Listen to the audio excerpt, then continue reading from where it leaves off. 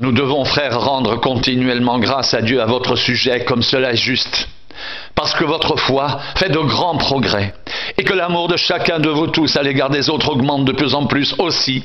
Nous glorifions-nous de vous dans les églises de Dieu à cause de votre persévérance et de votre foi, au milieu de toutes vos persécutions et des afflictions que vous avez à supporter. C'est une preuve du juste jugement de Dieu pour que vous soyez jugés dignes du royaume de Dieu pour lequel vous souffrez, car il est de la justice de Dieu de rendre l'affliction à ceux qui vous affligent et de vous donner à vous qui êtes affligés du repos avec nous lorsque le Seigneur Jésus apparaîtra du ciel avec les anges de sa puissance au milieu d'une flamme de feu pour punir ceux qui ne connaissent pas Dieu et qui n'obéissent pas à l'évangile de notre Seigneur Jésus. Ils auront pour châtiment une ruine éternelle, loin de la face du Seigneur et de la gloire de sa force, lorsqu'il viendra en ce jour-là, pour être glorifié dans ses saints et admiré dans tous ceux qui auront cru, car notre témoignage auprès de vous a été cru. C'est pourquoi aussi nous prions continuellement pour vous, afin que notre Dieu vous juge digne de la vocation et qu'il accomplisse par sa puissance tous les desseins bienveillants de sa bonté et l'œuvre de votre foi. Ainsi le nom de notre Seigneur Jésus sera glorifié en vous et vous serez glorifiés en lui selon la grâce de notre Dieu et du Seigneur Jésus-Christ. Pour ce qui concerne l'avènement de notre Seigneur Jésus-Christ et notre réunion avec lui, nous vous prions, frères, de ne pas vous laisser facilement ébranler dans votre bon sens et de ne pas vous laisser troubler, soit par quelque inspiration, soit par une parole ou par une lettre qui semblerait venir de nous, comme si le jour du Seigneur était déjà là. Que personne ne vous séduise d'aucune manière, car il faut que l'apostasie soit arrivé auparavant, et qu'on ait vu paraître l'homme impie, le fils de la perdition, l'adversaire qui s'élève au-dessus de tout ce qu'on appelle Dieu ou de ce qu'on adore.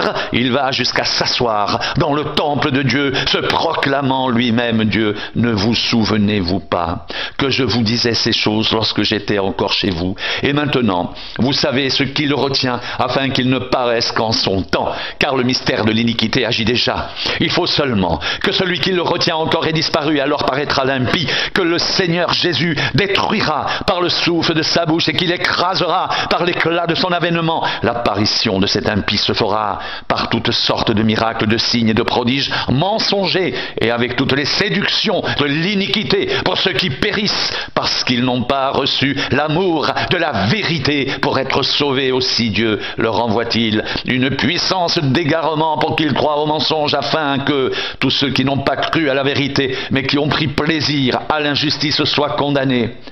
Pour nous, frères bien-aimés du Seigneur, nous devons à votre sujet rendre continuellement grâce à Dieu, parce que Dieu vous a choisi dès le commencement pour le salut, par la sanctification de l'Esprit et par la foi en la vérité. C'est à quoi il vous a appelé par notre évangile, pour que vous possédiez la gloire de notre Seigneur Jésus-Christ. Ainsi donc, frères, demeurez fermes et retenez les instructions que vous avez reçues, soit par notre parole, soit par notre lettre. Que notre Seigneur Jésus-Christ lui-même est Dieu, notre Père, qui nous a aimés et qui nous a donné par sa grâce une consolation éternelle et une bonne espérance, console vos cœurs et vous affermisse en toute bonne œuvre et en toute bonne parole.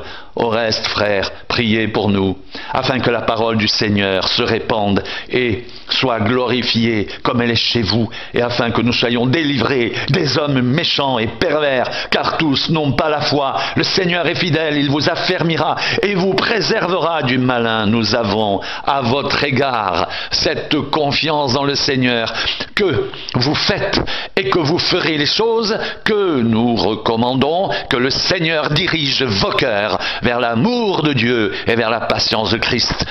Nous vous recommandons, frères, au nom de notre Seigneur Jésus-Christ, de vous éloigner de tout frère qui vit dans le désordre et non selon les instructions que vous avez reçues de nous. Vous savez vous-même comment il faut nous imiter, car nous n'avons pas vécu parmi vous dans le désordre. Nous n'avons mangé gratuitement le pain de personne, mais dans le travail et dans la peine, nous avons été nuit et jour à l'œuvre pour n'être à la charge d'aucun de vous. Ce n'est pas que nous n'en ayons le droit, mais nous avons voulu vous donner en nous-mêmes un modèle à imiter.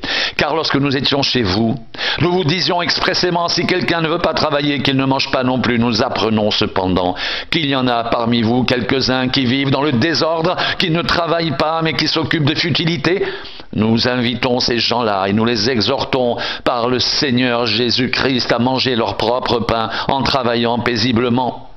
Pour vous, frères, ne vous lassez pas de faire le bien, et si quelqu'un n'obéit pas à ce que nous disons par cette lettre, notez-le et n'ayez point de relation avec lui, afin qu'il éprouve de la honte. Ne le regardez pas comme un ennemi, mais avertissez-le comme un frère. Que le Seigneur de la paix vous donne lui-même la paix en tout temps.